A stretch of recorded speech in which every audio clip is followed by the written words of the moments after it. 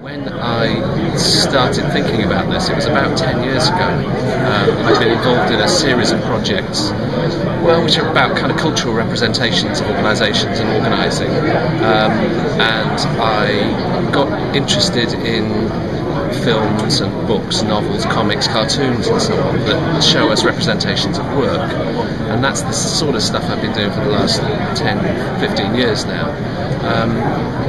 I then got seduced by The Sopranos, the TV show The Sopranos, and started to think what an interesting presentation of a particular job that was.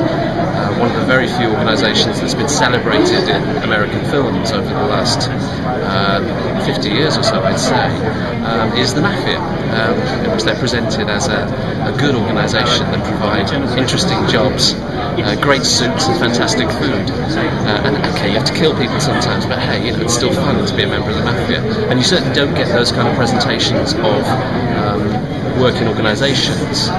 Most corporations in most Hollywood movies are presented as dark, dangerous, venal places populated by selfless individuals, and very often the resolution of the plot requires that the individual leaves the job in order that they can then find some kind of fulfilment with their dog, the wife, the family, whatever it'll be. So thinking about the Mafia as a positive representation, it then coincided with the release of the first Pirates of the Caribbean film.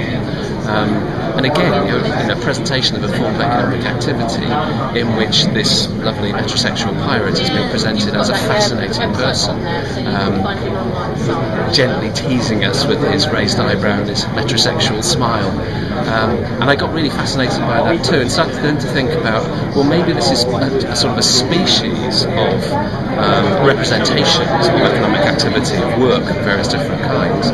And the book then kind of grew by addition, writing pieces about the Mafia and about pirates and about cowboys, and then eventually kind of gluing other bits and pieces together, beginning with a section on Robin Hood and so on. So the book was never really imagined as a book at the start. It just became a book as I collected more and more examples of my thesis.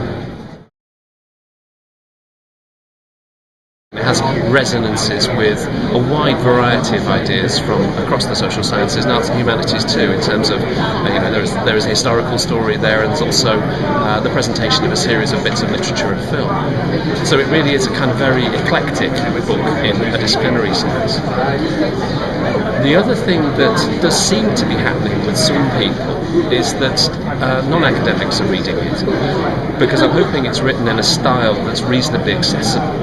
And even though it's still scholarly in the sense it's got references and all the rest of it, I think it's telling a story which is of broader interest. The subject matter is, I think, intrinsically interesting, that people are interested in pirates and cowboys and the Mafia.